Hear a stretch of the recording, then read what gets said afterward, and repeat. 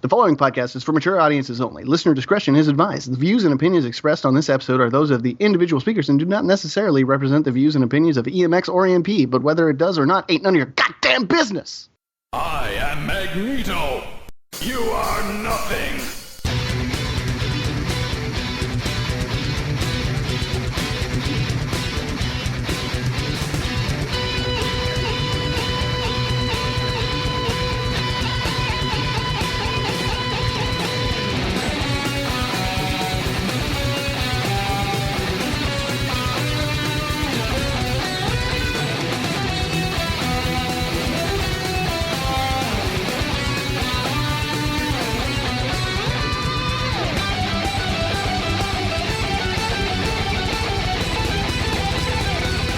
Welcome to Die.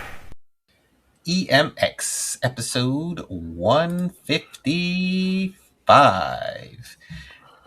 Be sure to help us out. Patreon.com/EPM.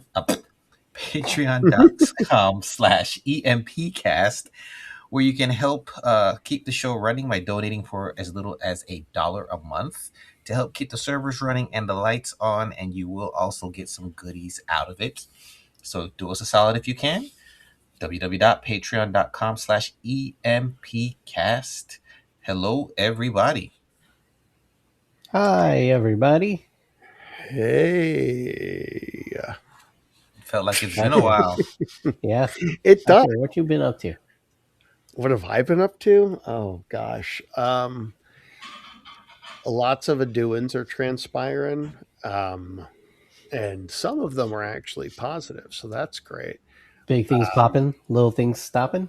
Yeah, here's hoping, But yeah, I've got some stuff in the works. I finally finished a good enough for the beta readers draft of something that I've been working on, so that's always a good time.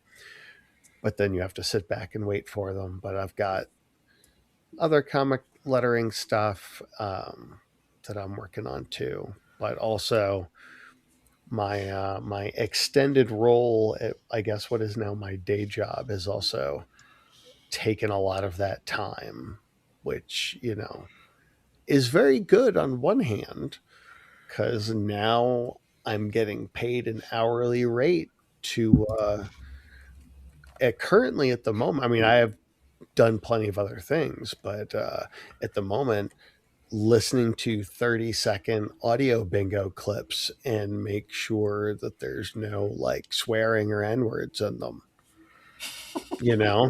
Like it's a low priority thing, but this is for like music bingo at bars that could be family friendly. And apparently, and we found out the hard way, that the dude who did the clips and uploaded them didn't do any editing, which is all fun and games until a gangster rap song with a lot of N-words in the 30-second clip is played at a family establishment. So now we can at least go, a human being, not AI, a human fucking being has listened to every single one of these clips and is verified that there's no excessive swearing and most certainly no ethnic slurs. Are you familiar with the Instagram account Milo the Cat? Not really. Where no. he usually gets like old school, like old animations and sort of like edits them, and so the lips are saying like rap lyrics. And what's it called? Seth actually sent one that was just like Bobby, you can't say that, because it was Spider-Man and the Amazing Friends, and it was it was Spider-Man and the Amazing Friends, and it was like NWA. Oh man. And the Iceman one? Like, the Iceman? Yeah. He's yeah, Ice Cube. Like, Bobby, yes. You can't say that.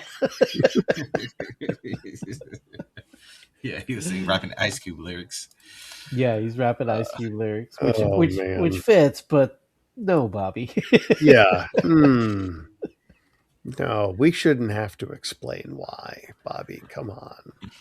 And then someone pointed out, like, this is the X-Men podcast. He's like, I sent it to my friend Daniel, who thought it was funny, but also he was like saying, he's like, I watched this video like 4 times, and still Bobby said, didn't say the N word more than Kitty Pryde. And I was like, ooh, Oh, man. ooh, boy. Oh, canonical Kitty Pride. Racial slurs. Yeah, I'm gonna be like that. That's more Chris Claremont. I mean, she was Yeah. making a speech. Exactly. Like contextually, Your Honor, but still, Yeah, the panel on its own, it's Yeah. not great. But yeah, So, being yeah. paid an hourly wage to do that, even for stuff that is like one of them I did this morning was Disney songs. And it's Mhm. like there's no way. Like there's no way that like of these 55 Disney songs that there's swearing or Mhm. racial slurs in these. But I listen to them anyway cuz a human being's got to do what a human being does. Otherwise it all goes to AI.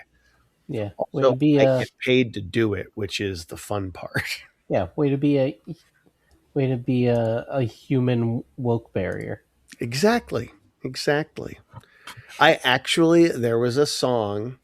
I'll tell you what, I put it in my notes because I'm like, I don't really know if I'm the best person to answer this question.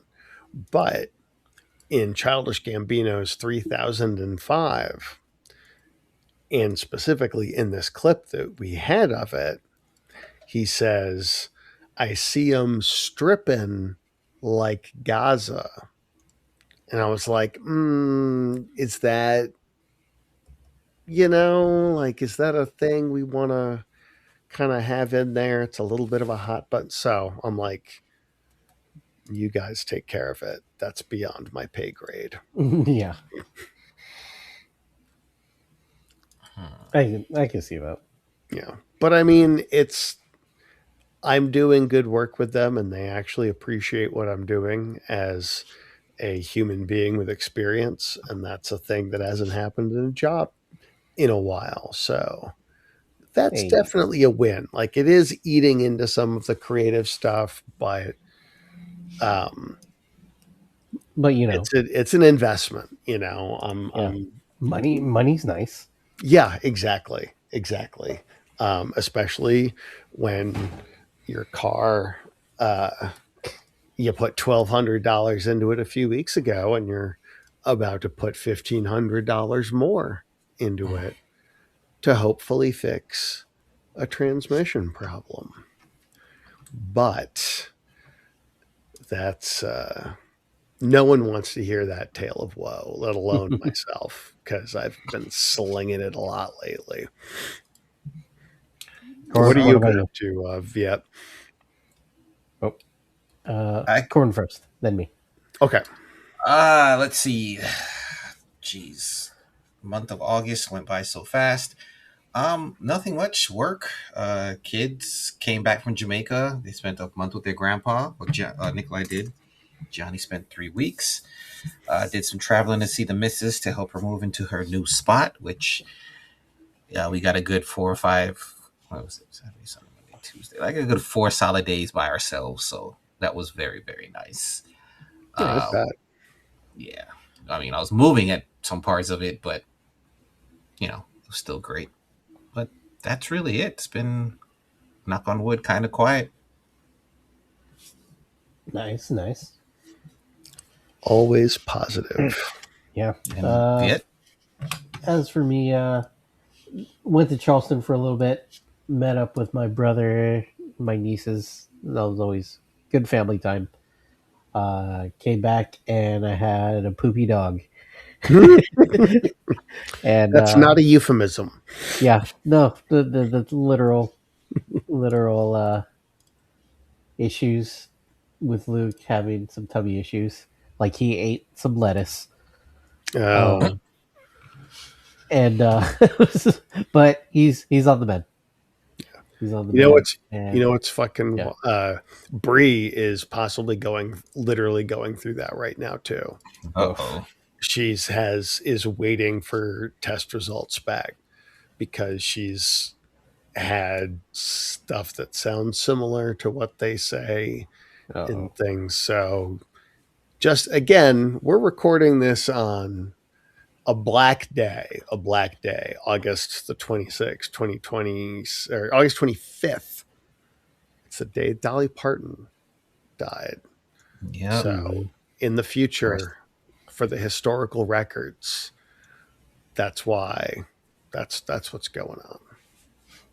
There Rest in were peace. memes going around saying September 25th should be Dolly Parton Day, as in 925. Mm, mm, mm, Stupid. mm. uh, I love it. I she love it. I'm deserves a gonna day though. steal it. She Yeah. did so much that people may not even know about. I literally, like, no exaggeration. I was sitting on my patio. I got the AP news alert. I picked the phone up in my left hand. When I read it, I gasped like a widow at the opera, and literally, like, my right hand went to my chest. I was just like, Yeah. like that, ugh. She's a national treasure. A literal national treasure. Mm-hmm. All right. Stay away from her, Nicolas Cage. She helped produce the whole Buffy TV series and Angel. She was one of the main producers behind those shows. Wow. Amongst other things. Yeah. We gonna miss her. I'm sure there's plenty of other things that we don't know about or that, I just may not be privy to, but Yeah. I mean, like, yeah, nobody's perfect, but yeah, like, it's like, like I follow. I'm in a few of the lefty side circles, and everyone's just like, she could have been a billionaire, but she didn't. Yeah. Because she invested in the community, in people. Yeah. Yeah. Like, she was, as someone who lived in Tennessee, she was a huge fucking, she had already had her as her own license plate. So yeah, like, who knows what the commemorative Dolly license plate is going to be in Tennessee. All right. I guess we should talk about X-Men books. Yeah. Alrighty. Well, folks, get ready. My name is Thatcher E. Cleveland. Welcome to EMX episode 155. I am Thatcher, and with me, are you sure about that? You sound a little. Didn't sound too sure about that. You sure you're Thatcher? you know what? I was I'm gonna keep it real with you guys. The mic stand was in the way of my monitor, and I'm literally like leaning around to be like, wait, what do I say again? Is this? So I mean, that's you caught me sleeping on that one. I am Thatcher. I am. I promise. I'm Ron Burgundy. Yeah, exactly. Thank you. And with me, as always, clearly making himself known, it's Corwin Kroll. Hello, everybody. And everyone's favorite poopy dog, Fiat Quinn. I wasn't poopy. Oh, right. That's all right, guys. Well, see, the trick here is the parasite is in lettuce. There's the kicker there. That's how you know I haven't gotten it. Honestly, yeah. Like, I ordered I ordered a sandwich from a place today, and Brie was like, "Do you want everything on it?" And I was like, I'm like, well, not lettuce. And she was like, "Oh, good call." I didn't even think of it from I don't want to get a thing. I'm like, no, lettuce is a garbage condiment. It's like the styrofoam packing material of a sandwich. Like they just pack that shit in there because it's super cheap. Anyway, this is going to be 1 hour. Yeah. Yes.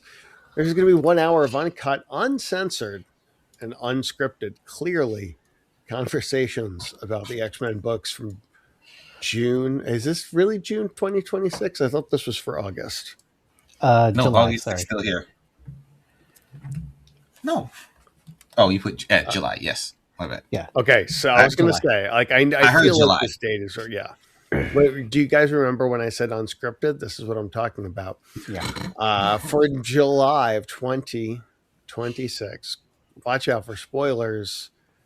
Hang on to your boots because we are starting now.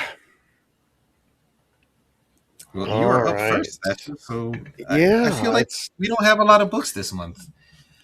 It did feel a little light, I will say, on content, and that's you can take that also as foreshadowing for my thoughts on the month. But you know what? Let's go ahead and start with a weird one. This is Uncanny X-Men 31 by Gail Simone. Art by Jim Toe and David Baldeón. Colors by Matt Wilson. And letters by Clayton Cowles. Well, we're continuing on with the Gray Malkin change in management, as it were, which is kind of an interesting plot point. But Quicksilver, Monet, and Banshee are still, interrogating General Mountain Man, or whatever the fuck this guy's name is. And he was basically like, yeah, we were going to make a shit ton of Wolverines. And then we're going to, like, if people are like, hey, don't oppress mutants, like, I don't know, the Avengers or some other dickwads, we're just going to attack them with Wolverines. And we did it. We also wanted to make sure that it was the mutants who, like, they had the really, like, bad trauma, like the not good ones. So they're, like, extra willing to become Wolverines and murderers. And the, new Gray Malkin folks are like, this is what the fuck? Like, this is insane. And speaking of, Kurt and his lady friend were abducted by aliens, and he is Kurt just can't get a break. He cannot, like it's like he's trying to play baseball. You can't do that in an X-Men book. Someone's gonna show up and blow something up. But yeah, the weird blue domey space aliens kind of have him at a disadvantage. And then we go back to the school dance where things are super cute and adorable for everyone, except, hey, where's Ransom? Oh, he's out back fighting the Brood while Mr. quote unquote the Vig debates on whether or not he wants to help. And then they engage in fisticuffs, but are aided by these extra dimensional blue goo people who are powerful enough to, like, fuck up the Vig and, not really sweat too much about it. And then Mutina arrives for a reason. It's just like, hey, aliens are here and they're going to kill folks. So I showed up because, And then the peculiar part, okay, Ransom comes back, and it seemed to me an excessive amount of discussion about a fairly simple premise, which is, hey, there are aliens back there. You guys might want to come and help me out on account of these aliens that were attacking me and everything. And then we get several pages of aliens, you say. What could these aliens want? And then eventually they find out, and it is again to fisticuffs. Wolverine, Nightcrawler and his date eventually escape. So like I don't really understand the whole like, oh, I guess he can see through the floor because there's like a floor roof, and then he was finally able to teleport out. I don't know. Didn't. And then Jubilee shoots one of these big alien guys in the face with their own gun. And Mutina, who had gotten everybody worked up because she was like, hey, aliens are coming to kill the children, by the way. Just FYI. That's alien. Yeah, there's aliens, but also those aliens want to kill children. And then after they shoot these guys, she's like, you know what, though? It could have been something else. I thought he said students. It turns out he meant like bugs.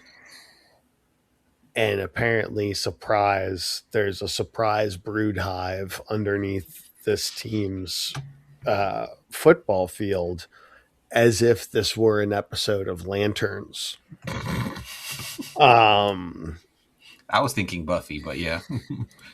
I mean, it's the same kind of effect. It's the same kind of effect. Do we want to just roll into the next issue, or do we want to talk about this one first? I did a little bit of talking about it already. Yeah, we could do some broad strokes, but I will say it's with Gail Simone, it's just like completely random shit sometimes that you would just never expect with her stories. Yeah. It still makes it fun, but wow, it's just out of nowhere sometimes. Yeah. I really kind of felt myself as I was reading this arc, kind of just being like, but why? Yeah, the whole everything that's happening it's not like, oh, they're making terrible decisions, or like, oh, these characters aren't acting in whatever. It's just kind of like, this is a fun and interesting story, but I don't know if it's, what does it end up being? 3 parts, 4 parts, maybe? I think 3 parts, but the whole mass producing Wolverines was just kind of like, okay, really? Fine, you want to brainwash them, but to give them trying to give everybody Wolverine claws. I mean, the Blob with Wolverine claws. It's like, oh, okay. Yeah, and he's like, and we're not even going to make them retractable. And it's like, brother, that's just not practical. All right. No. Do you guys want them to be able to hold tools as well? Then let them retract their claws. Don't be an asshole. Like, you're gonna, like, you're gonna be the guy at the job who, like, he thinks he knows how the job goes, so he's like, we're gonna make the claws non-retractable. But the guys that are actually out there working with the Wolverines, like, they know. They're like, I asked the Wolverine to get me a soda, he can't because his claws are still sticking out. One of them turned around too fast, knifed Gary in the belly the other day. Like, this is, whose idea was no retractable claws? That's what they're doing. Yeah, it's absurd. Do you want a razor fist? Because this is how you get a razor fist. But yeah, so like, I get the psychological component of just wanting to be like, but yeah, it's a little impractical. More than a little, but yeah. Yeah, we could just again the And kids then, loving the kids and Death Dream going on a date is just Yeah. yeah, like all that stuff's beautiful. great. I love that stuff. That stuff's perfect. But then Brood burst out of a football field, and I'm like, but they were just there? Like, I Yeah. don't. Well, let's find out, shall we? Yeah. In our Next issue. next thrilling adventure, the Uncanny X-Men number 32, with, I do believe, the same team. No. Written by Gail Simone. Artists Roger Antonio, Jim Tao, and Frederica Mancine, with colors by Matt Wilson and letters by Clayton Cowles. And Rogue's out there doing stuff. She was zipping back from her thing, on her way to help out. In the meantime, Nightcrawler is back to teleporting around. He tried to get it back up on the ship to, it's like, I got to stop these guys. And he goes just kind of sick house on these dudes with their own guns or making them shoot themselves, which I guess is less bad. But he does end up getting a lightsaber, which, I mean, why not, right? And then the kids are like, hey, how are we going to stop these aliens that are, attacking? It's like, hey, let's just run at them. And then something happens to Gambit. He gets into his little weird, freaky dragon mode. Not Gambit, Wyvern. Yeah. Call me Wyvern. Yeah, I'm not gonna do that. So this is like the kid in freshman, comp or whatever, shows up after like the third week and is like, you know what? I'm not Eric anymore. I'm Moonbeam. It's like, no, you're Eric. You got a ways to go before you're Moonbeam. Like, if you want to do that, great. But anyway, Rogue Stop trying to make Wyvern happen. Exactly. Anyway, Rogue punches the shit out of a spaceship, which is cool.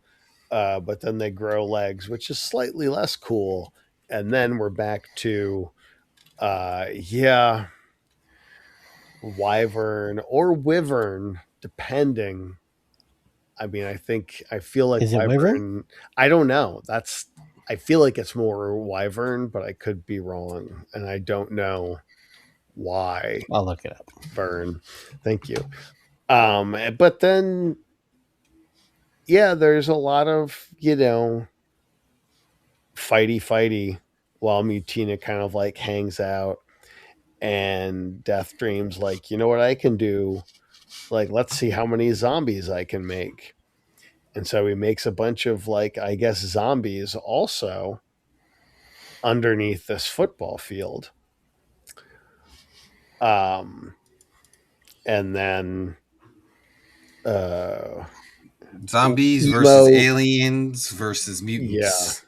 Yeah, versus weird goth turning into dragon guys. And then eventually Mutina is bullied into helping out by her agent, which I feel like we've never seen, and I feel like will be a character backstory relevant reveal at some point. It is Wyvern, by the way. Okay. Only in America. Look, I'm not saying that she's doing a fight club, but she might be doing a fight club. But anyway, she does fight and club some Brood. Nice transition, right? And then there's a lot of also fighting the aliens, and Jitter goes goes full bullseye on some brood, and then they're super cute again. And then Gambit goes full dragon, Never go full which dragon. I know he is dragon for sure. And is also, I think, kind of large. It's hard to tell the scale. And then, yeah, basically, they win by having Mutinas like, I know what people fear and I can project it at them power. And these guys fear Galactus because they're a bunch of pussies. No, it's reasonable if you're a civilization to fear Galactus. And he's like, yeah, you guys better get the hell out of mine. This is my hood. And then everyone is happy and becomes the New Mutants with another round of new costumes. But Gambit and Rogue are gonna go and try to find how to de-wyvern him, which I think, you know what, that's the most sensible thing that's I think's ever happened in the whole of the X-Men. It's like he's like, don't call me Gambit, call me Wyvern, and he's like, raw, and his wife is immediately like, no, we gotta go.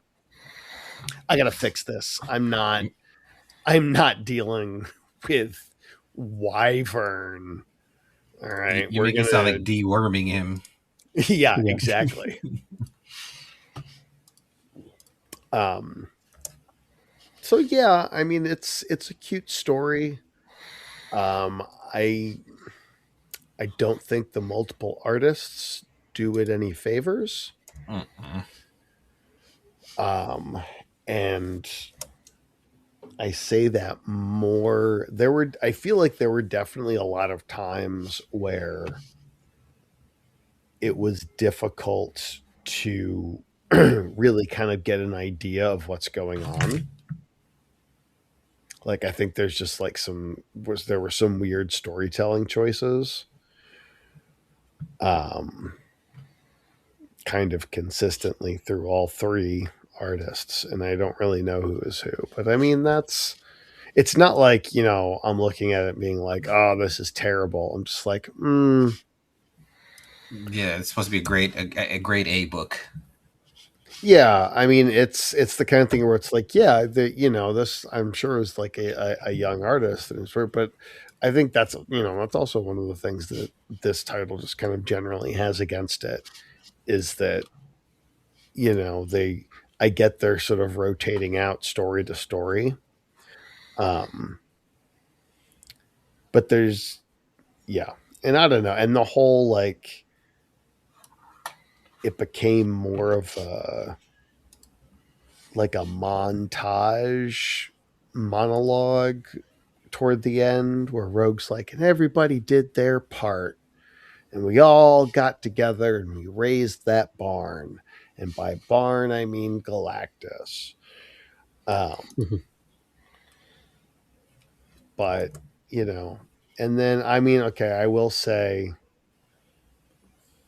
the final artist is my least favorite of the trio, and I get what they're going for, like, emotionally, but I don't know. I mean, Hattori you do kind of feel bad for him. Yeah, I feel like I don't know. I'm not an artist, so I can't sit here and be like, oh, this is how you should have drawn it. I just feel like there would be a way to kind of like emphasize his, sorrow a little bit more. Like maybe, but it's like yeah, he looks. Did they overact it? Yeah, like a little bit, like it kind of goes full, and like on the page before that, like Gambit's like very sad line face, like some of that stuff I'm sort of like, I mean, I get it. We're doing an emotional They might be thing. they might be influenced by manga a little bit. Probably. Maybe it's possible. If you're a My Hero Academia fan, you've seen your share of people crying, Yeah. and and that's very Deku crying. Yeah, I was gonna say, like looking at that's so funny. I literally had a trivia team tonight that was called Deku. Nice. Crazy.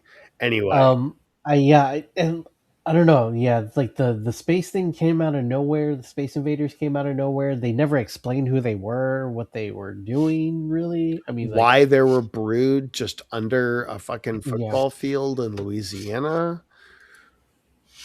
So I looked up Mutina, Okay. right, just to get her power set because I was like, what are her powers again? Yeah, it's Okay, she's kind of so- all over the place. Yeah, so on the Marvel, I don't know how accurate the fandom wiki is, but it is what it is. This is what we have.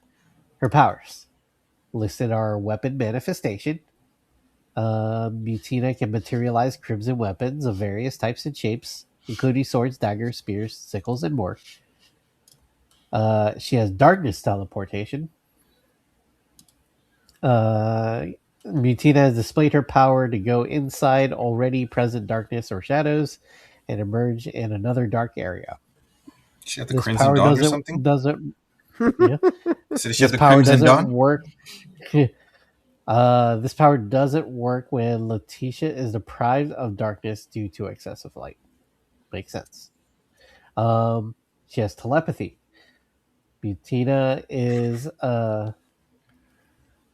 she is able to read minds. She is capable of entering minds of aliens and learns information about their species. I was like, that must have been a new input. I was gonna say, yeah, that when was the edit date on that? Yeah, let's see. July of Yeah, it says Uncanny X-Men Volume 6, number 17 through 31. That's the notation. there you go. Fear perception and manifestation. Mutina can perceive the fears of others and materialize it right back at them. Right back at you, big guy. Yeah. So I there you feel go. like, as my nephews say, she might be a little OP. Yeah. Is she a 3K mutant? Is she made? No, I think she just showed up. Like I feel No, I'm like just I saying. mean, Oh, yeah. For her to have all them damn powers, I mean, just Mhm. come on, bit overkill. yeah. What I kind of wonder now that there's that fear manifestation kind of thing, I wonder if she's behind all of this random stuff that's happening. It's possible, but here's my thing, and I realized I had forgotten about this detail of it, but Mutina's whole having an agent and is like, oh, the agent is like, no, you can't leave, you got to help out because if there's social media things of you leaving, because she's also a pop star or influencer. I don't I think she's know. like a movie star or something, if I remember right. Yeah. I got to go back and start rereading some of these. But I was beginning to wonder if this quote unquote agent was like, an other personality or something like that. But I think that will be an interesting mystery as to who this unseen quote unquote agent is. Yeah. It could be someone Mojo adjacent, perhaps. Lord. I know. Mojo 3, the well, Mojo 2, the sequel was the second one. I don't think we had Mojo 3 yet. Mojo 3 Reloaded. It's Mojo Jojo Jojo. All But right. yeah, Yeah, again, just random, just sometimes just the random shit in this book just throws me off. Yeah, it's fun for what it is, but yeah, we're like, why? Also, also why?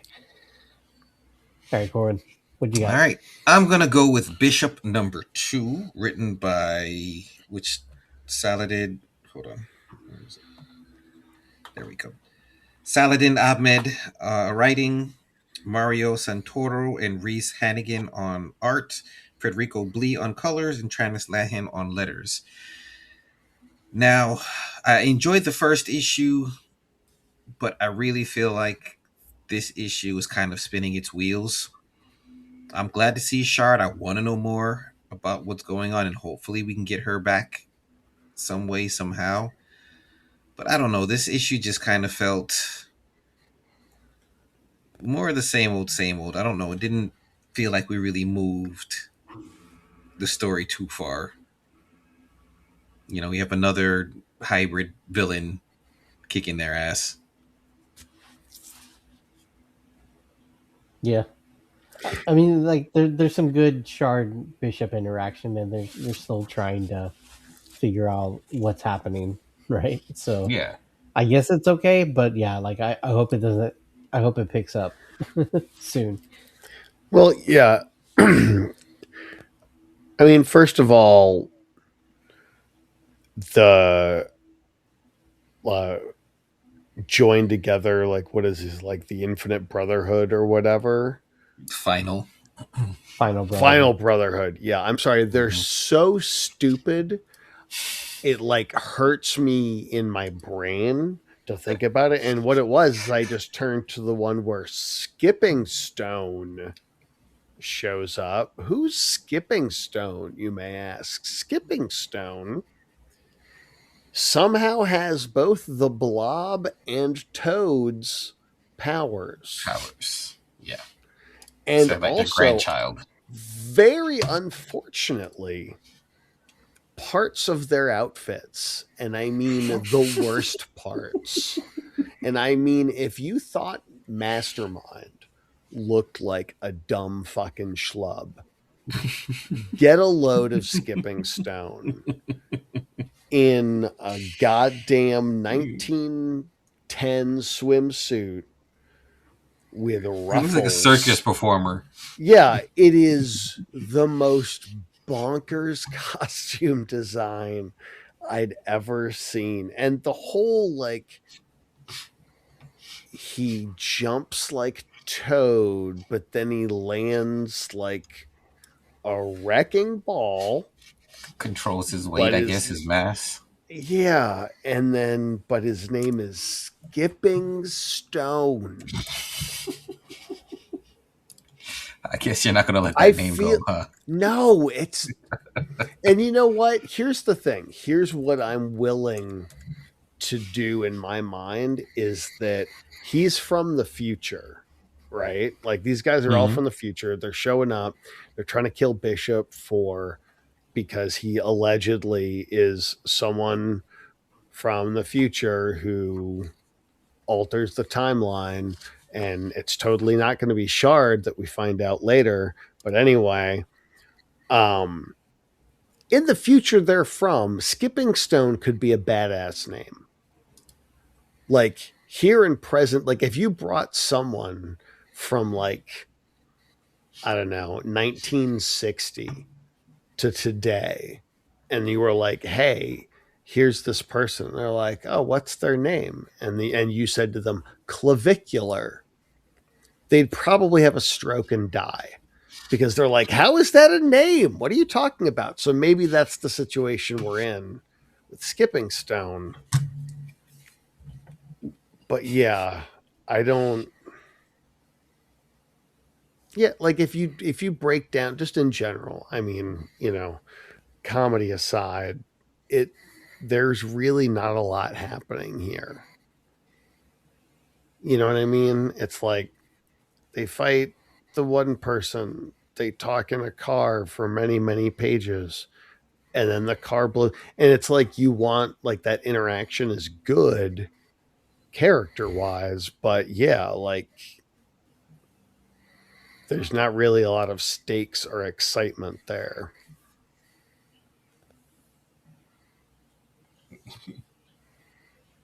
Yeah. Did I lose? Flamequake is a much better name. Yeah. I mean, Flamequake kicks fucking ass. I mean, clearly, like that's. And again, I like how they stuck to we're going to wear parts of our parents or grandparents or whatever they are as outfits. We're not going to come up with our own. We're going to just pair. Like, you got Toad? All right, ruffle it up, homie. But yeah, and it's like you don't go from Flamequake to Skipping Stone. Right? Like you probably want to go with Skippy Stone then Flamequake. You want to get better, progressively better. Because when exactly. Flamequake shows up, you're like, oh, thank goodness. I thought we're trending upward at this point, really. Okay. Yeah. Let me go on a quick tangent. I'll do it as quick as possible. Sir, that's my friend job. Of mine, a comedian friend of mine did this outdoor festival, right?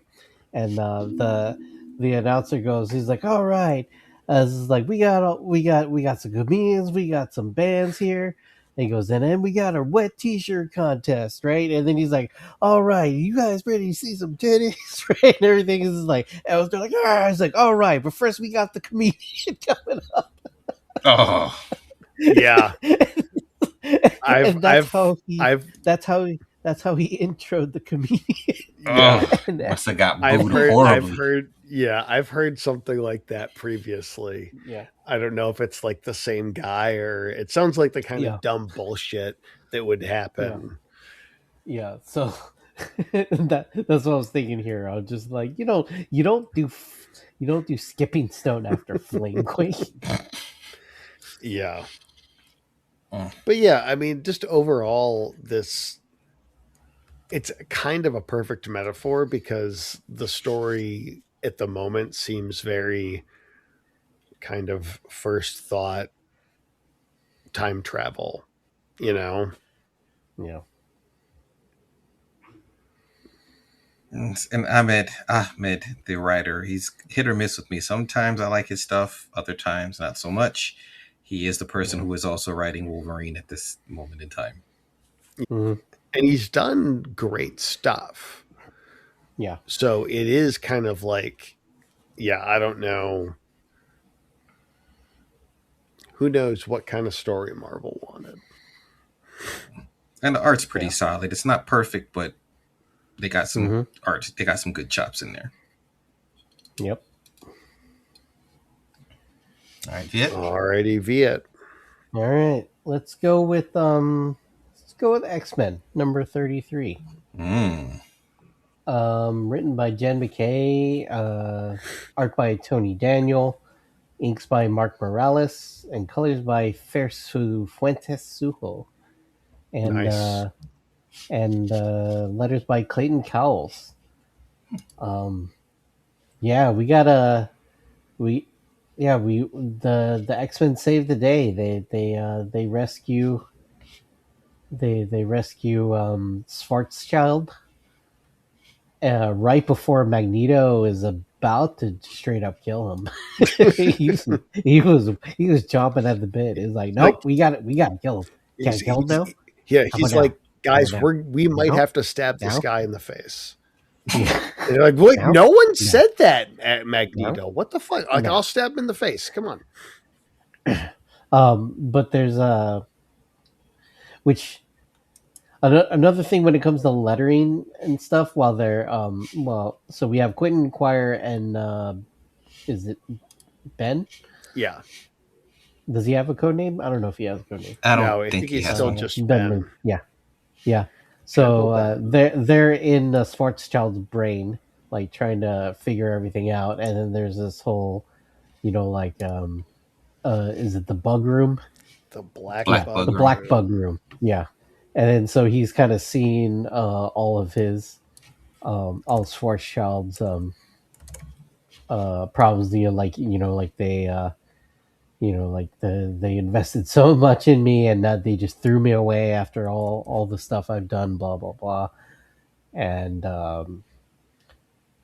yeah, you actually see, like, you do get to a little picture of some behind the scenes of Ben getting experimented on. And you kind of get a picture of what these new mutant 3K mutants went through. And yeah, and Ben's A like, lot all of right, tubes.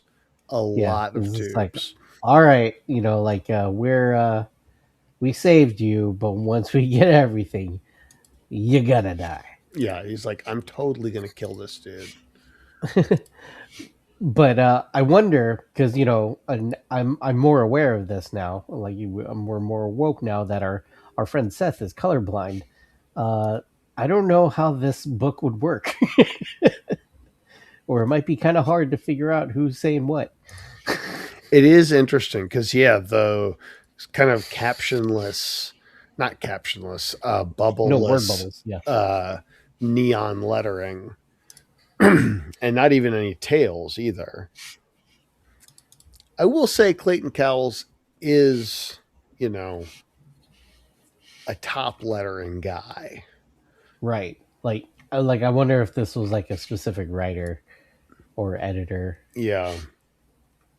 request. But I mean, yeah, so yeah, hard to say. But I mean, I feel like he makes it work from a non-colorblind standpoint. Right.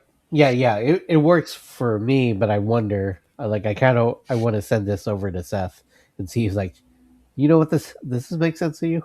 Yeah. Because I don't know. Yeah, like I don't know. What type of colorblind he is, and I don't know if like the blues and the, I don't know if the blues and the pinks would still be noticeably different, like if they were just gray, that kind of thing. But Never considered just that. curious. Just curious. Yeah. But this is solid end to the issue, I guess, or a solid end to the story. Yeah. It probably dragged out like an issue too long, probably, but Beast coming through again on a mission of peace. yeah. There's got to be a good Beast here. I will say between this and Uncanny, it does kind of feel like there was a lot of treading water. Oh, for sure. Like, it's like, okay, like what are these? It's like we've got in between stories that just aren't really, I don't know. Like, Are you telling me that these stories are just forever punching a statue?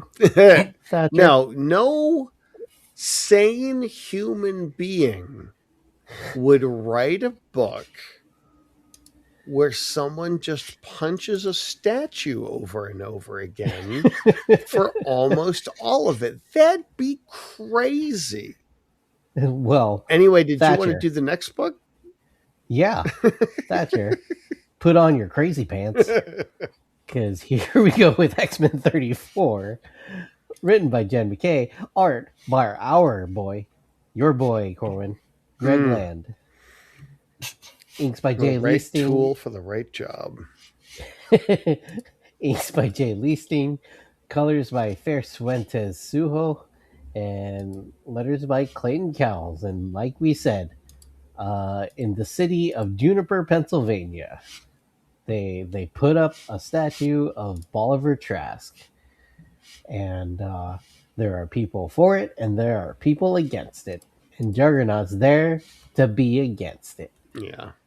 You're either for it or against it. Yeah, and so he goes and tries to destroy it. We do see that what's the name of this agent of ONE? Oh yeah. Bohannon. Agent Lundquist. No. Director Bohannon. Yeah. It's Lundquist. Lindquist, yeah. So yeah, he got demoted. And he's on statue duty now, and he's not happy about it, but it is what it is. And the definitely not allegory for a Fox News host tries to convince Juggernaut that you're not even a mutant, you should be on our side. But he's like, whatever, I'm gonna keep punching. And yeah, he continues to punch, and in comes Magic and Cyclops, and they're like, "It's okay, man. We'll punch it again later." And, and he's like, "Cause you're an X-Man," and then they go.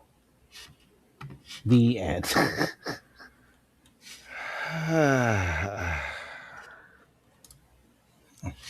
And oh my god, like these are the most Greg Land faces that Greg Land could ever Greg Land. Like the Attack on Titan faces. The way that paint, like the page right after when Juggernaut hits it the first time, and it like does, and everyone's shocked. Yeah. Like, get the fuck out of here! Like, are you kidding me?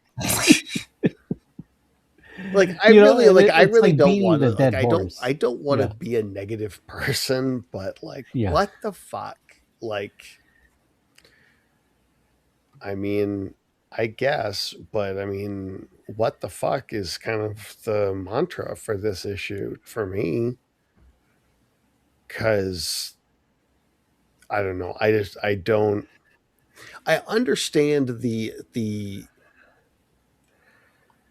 it's kind of like setting up Juggernaut for, like, we're putting him in this position where it's like, hey, I want to redeem myself. I want to be a guy who's like a guy you can count on. So, like, I told Scott I was going to break this statue. So I'm going to be a man of my word, and I'm going to break this statue, bro. But the idea that he would literally just stand there and keep punching it, I just, like, that just doesn't compute with me. I mean, it's so unpopular opinion. I actually dug the story for this issue. I think it shows us how Juggernaut is kind of one track and can't really adapt, which is why it seems like he needs somebody to tell him what to do. Mm-hmm. And if he can't do the one thing he said he's going to do, he feels worthless. So I get where they're going with it, and I think it's a nice storytelling. I think I get what he's trying to do with the story here, and even having Magic and Cyclops coming at the end, just like, dude, no matter what, even if you let us down, you're still one of us. We're not going to discard you, because the lady earlier was just saying, like, the X-Men are treating him like a pet and all this other stuff. So I get I get the story. Yeah, no, I mean, I like yeah, like, that's like, it's very informative of his character. But then also the statue starts talking to him, and again, kind of like the whole, like, Brood thing. They're just like, oh, can't break this statue, huh? All right, fuck, let's head home. Did you also catch in the last panel that the head moved? Not only did the head move, a pigeon was able to land on it. So whatever it is, see, if he had been thinking clearly, he could have just thrown pigeons at the statue. I don't think that's acceptable. But instead, he was just going to stand there and, like, you're not even going to try to dig, bro. You're the Juggernaut. You're not going to put your hands at the ground and try to lift it and throw it. Yeah, you're telling me the Juggernaut never fought the Blob? Come on. Yeah, like, that's like, you tried one car. You tried one car. Wow. Yeah, like I mean, I sort of get it, right? Because like the story beat is sort of like also planting a seed, like for Mhm. a possible Juggernaut betrayal, Yeah, right? the what people perceive as the inevitable Juggernaut heel turn. Right. It also just didn't help that it was Greg Land. I mean, like, yeah, like, and I almost feel bad now. Like we've beaten down on his work so much on this, on the 15 years of this podcast. Jesus, when you put it like that, it sounds really fucking harsh. Yeah, but But at the same like, okay, time, there's a part where the girl is just random, like the lady is just randomly holding like her up, the like her shoulders. Like what? Why? Maybe Why she is was she cold. doing that? but why? You know what? I just Yeah. figured it out. mm, Inside the statue is Eunice the Untouchable. that would be Boom. There that. we go. And you know what? That would be really interesting. I don't know why he would want to do that, but at the same time, like that's trying to come up with that is more interesting to me than just like letting this go. Like that's just the weirdest thing to me is that it was like ultimately, and it's like I get it, that's kind of the point. It's like it's very Sisyphean, you know, a boulder that's going to always roll down the hill, etc., etc. But We're gonna need. Okay, like we're gonna one of these days we're gonna need like oh, like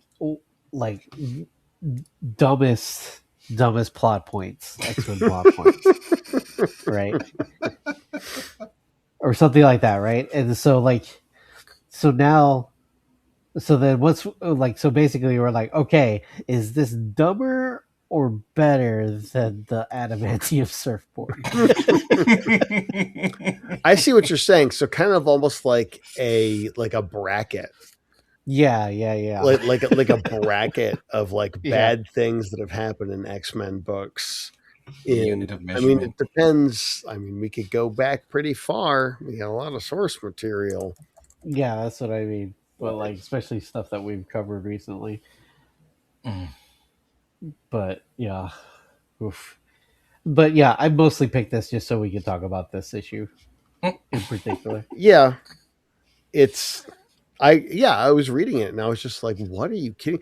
And to be fair with the Greg Land thing too, this is not we're not some like far out fringe wacko group of Greg Land haters. It is fairly well documented that there is a lot of ill will toward him out in the world. Yeah. We're not responsible for that. It clearly does not seem to bother him as he continues to receive a paycheck. And I guess it wouldn't really bother me either. But like as a reader, I mean, yeah, like if I look at a book and I see that it has Greg Land in it, like it's immediately lost so much credibility for me. Like I'm immediately like, what are we even doing here? You guys hired Land for this? You guys hired Land for this, and I'm supposed to be excited and pay money. He's got some dirt on somebody. I mean, All he right, gets we're the work getting done on time, right? He gets his work done on time. He's got some dirt on somebody, and he's like contractually obligated to have one book at every so often, and they're just like, I don't know, just throw him in the Juggernaut punching book. They're like, what's our least like, dynamic, yeah. most like what's our least important story? yeah, like least visually complicated story that we can tell that's going to be mostly talking heads.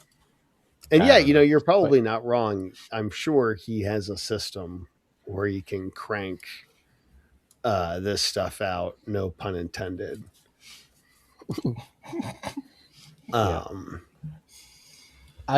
I've seen him at cons. I've never talked to him. He might be a really nice guy.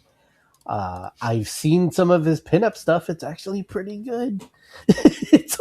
it's it's not bad. It's I've probably spoken to stuff him. that. Yeah, he's never seemed like a dick. Like I've never heard people being like, Yeah. "Oh, Greg Land's an asshole too." No, it's No. like I get, good for him. He knows his lane. He stays in that lane. He does them shows, Sure. and he, like I think ultimately when you look at it, we would all love to have that kind of devil may care freedom of Yeah. like, hey, I can make a good living by taking every shortcut possible. Mm-hmm. And, All right. yeah, is it back to me? Yes, Have we back to truly you. only done one circuit? That's Yep. insane. Yeah. Got 12 minutes, 11 minutes. 11 minutes. Okay. Well, Yeah. I'm gonna jump into the fire/abyss, and we'll do X-Men: The Hellfire Murder. Ooh. Number 1. Oh wait, is that like a wolf howl? Like what's going on there? Oh, I see. Oh, that was a motorcycle highway. Oh, I thought you were adding like ambient music or something. Like, No, ooh. no. Yeah. All right. Well, I wasn't able to read this one. oh boy. Yeah, So- you picked a bad one to skip. Yeah. There's a lot going on Just- here. Sorry, go ahead. You'll understand why in a moment. X-Men: The Hellfire Murder, written by Saladin Ahmed and Joel Jones, Gail Simone, or I'm sorry, not by, but written, writer, and artist Saladin Ahmed and Joel Jones, Gail Simone and Luciano Vecchio, Erica Schultz and Aaron Cooter, Jed McKay, Tony Daniel, and Mark Morales, Eve Ewing and Frederica Manson, Saladin Ahmed and Frederica Manson, Saladin Ahmed, Corey Smith, and Oren Jr. That's just our writers and artists. Fer Cifuentes Suho on colors, Ariana Mar on letters. Yeah, 55 pages. That's why I was like, I'm going to save this one for last, and I didn't get to it. Yeah. Here you go. Let me save you 55 pages. People show up in fancy costumes. It's a locked room mystery. With a pretty obvious culprit being Toad on the surface. But then he's also working with Mystique and Destiny. And You're just gonna give him the ending. You're just gonna give him the we've got reveal. 11 minutes. I mean, Yeah. because honestly, this honestly felt very tiresome to read. Like I get that it was and the fact that it had so many different like writers and creative teams absolutely makes sense. Because I feel like most of the time it is difficult to figure out who is who because everybody is in their fancy immediately replicated costumes. And like people like Luciano Vecchio, like his pages, the Gail Simone pages, they look great. And then other people try to make those same outfits, but there's not a lot of like, hey, this person in this outfit is this. So there's a lot of guesswork going on and a lot of dialogue. So like it feels like there's a lot of tension between the art trying to show off like these cool designs like we usually do in Hellfire Club books or Hellfire Gala books, but then it's like they're trying to tell this murder mystery that is partly Cyclops and Psylocke were going to murder 3K because for some reason 3K, like Shaw invited 3K to his fancy ball, and then I mean, that doesn't surprise me. I mean, I guess not. I do find it a little weird that it was, um, Cyclops and Psylocke being like, "Oh shit, 3K is going to be there. Word, let's roll up and murder them. Just fucking murder them right here in a room full of people where everyone can see." It's like I love Jesus. I love the innuendo of their conversation because at first I was like, wait a minute. At first you can't really tell what's going on. Like, are they flirting with each other? But then you realize, oh no, they're plotting a murder. Yeah. Yeah, they do make their murder look quite sexual and a good throwback to 90s X-Men #3 or whatever that was. 20. Oh, when she's coming out of the water, or when she licks Yeah. his face after Yeah, he falls. the Jim Lee coming out of the water, what Okay. have you.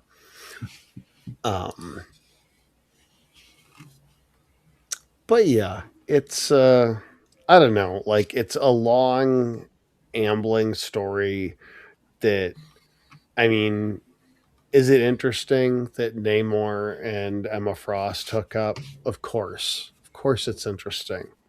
I'm sure it was filthy. But then there's a lot of like, oh, but we've got to find how, Shaw was killed. And then this whole like, oh, he died, and now the house is just like locked us in here. And for the most part, we're all just going to kind of stand around and still be milling around and talking. Like, it's a very oddly formatted book. And, I think it would have been better if they would have locked in one artist for the whole issue. I think that yeah. consistency would have helped it more. I do like that, each writer kind of took their characters and focused on their characters. So we do have, I want to call it Temper and what's Valentine's name again? Ransom. Ransom. Temper and Ransom get, they get a little one-on-one conversation time. You get some nice character interactions here or there. But yeah, the costumes do throw you off a little bit because you don't know who's who. Kitty's little flirtatious dance with another female, who I won't spoil that, was kind of a nice touch. There were some bright spots in here, but I think, the art, I think consistent art would have helped it a lot more.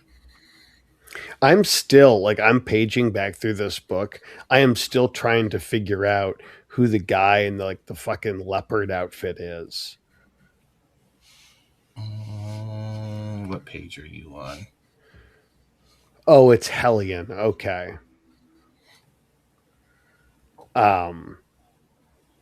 That's yeah. But again, like, I have it's like, all right, yeah, he was a dude in a leopard outfit. No, And the gotcha. whole, like the whole sort of twist ending of we Don't did spoil it. it. So No. okay. Don't spoil it, but You go ahead. can. No. We literally say that there's spoilers. She took Yeah. me by surprise. But just the whole like, okay, it's Mystique and Destiny and Toad and young male mastermind and Female. I don't know who. Oh, okay. Then who's the other dude? Who's the pink kid? Empath. Oh, it's Empath. Okay, yeah, it was. All right, I forgot about Lady Mastermind there. But anyway, they're like, "Hey, we're gonna kill. Like, we killed him, and he was gonna mass produce forge depowering guns." And he was going to sort of like suss everything out, and then he was going to shoot everyone with a depowering gun when they were here. But we destroyed them all, and we're going to destroy all his records, and we're going to use his like money and resources and stuff to be cool and not dickholes. So I mean, like, that's an interesting like. It is, but I going back to the Krakoan era, it's like didn't the Orcus already like shoot him with the pill or something to get rid of his powers? You guys remember that? He forfeited his mutant powers at one point. So if they're saying that's the same weapon he used or something, but it seemed like the technology might already be out there. So I thought that was just kind of like, huh. Yeah, and also I remember Marauders. I'm all for a Sebastian Shaw dying. Yeah. I think Getting everybody killed. is. I think most people are. Yeah. Uh, Everyone's like, oh no. that's exactly what most people's Sebastian reactions were. Shaw. Yeah. Well, and again, like it's Bummer. yeah, like there were those reactions, but then like you got a whole room, a whole like place full of like these Hellfire Gala mutants, of which we have our main characters, but the background people are like, who are these folks? But anyway, they're all apparently cool with being told, hey, nobody can leave, and this thing is like, and everyone's like, oh, we're trapped in here, and if we try to leave, the security system will kill us. All right, dope. Anyway, so I was talking they to gave, Mabel the other day. Wolverine and Jubilee gave them a time limit. They're like, hey, give us 2 hours to figure this thing out. I mean, they touched on it a little bit. A little bit, but it's like, again, like really, like Jubilee makes an announcement, high school auditorium style, and then they're all like cool with it. I don't know. It's just like such a weird. It's super cramped, I think, is what a big part of it is that they're really trying to get so much stuff in there, and it just did not come together.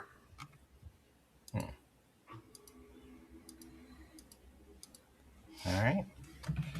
We've got 4 seconds. There it is. All right. Moonstar wrapped up this month, which I think is pretty notable. That miniseries overall, I enjoyed. And I will say the Inglorious X-Force. Is this the one with Domino? Yeah. Yeah, Domino's little journey was also a very good issue. So got some thumbs up on that. Yeah. Still don't know what's up with Cable. But yeah. Well, we know he's somehow possessed or something, so. Yeah. But let's see. Minimum of X this month, we'll definitely say X-Men 33. Am I just gonna bold 33 and leave 34? No. I like 34, except for the art. The art is what really hurt that issue more than anything. Yeah, I know. I keyed. But yeah, and I'd probably say Inglorious X-Force. I think those are probably the 2 must-reads out of this month. I like the Hellfire Murder.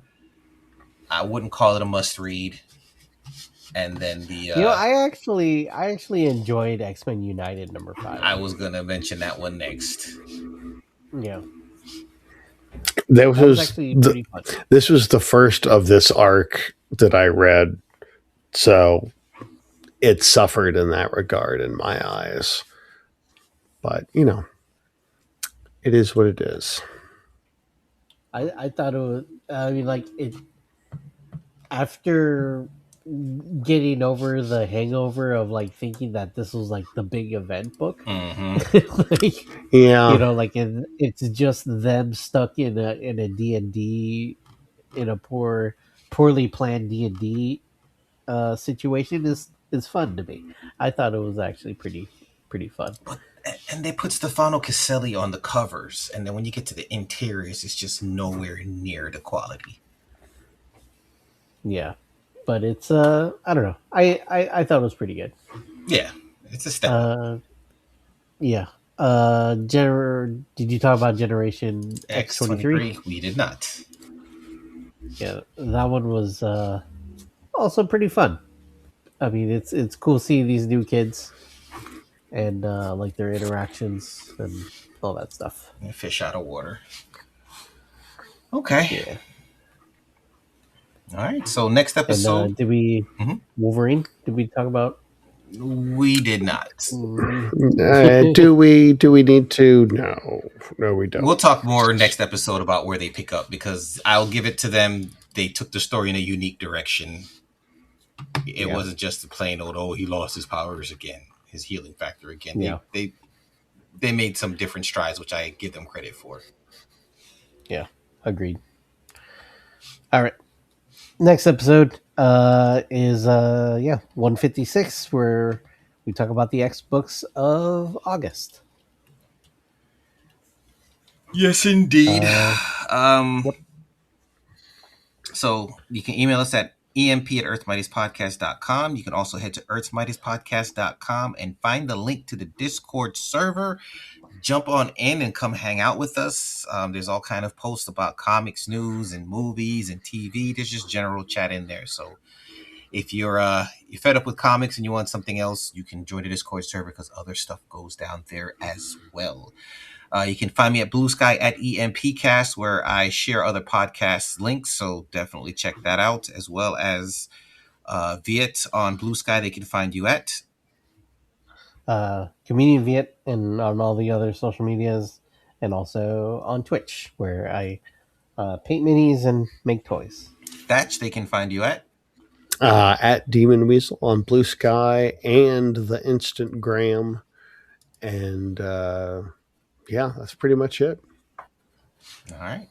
And with that, we will see you guys next month. We hope you survive the experience. Bye-bye. Go watch X-Men 97 Season 2. So good. Don't eat the lettuce.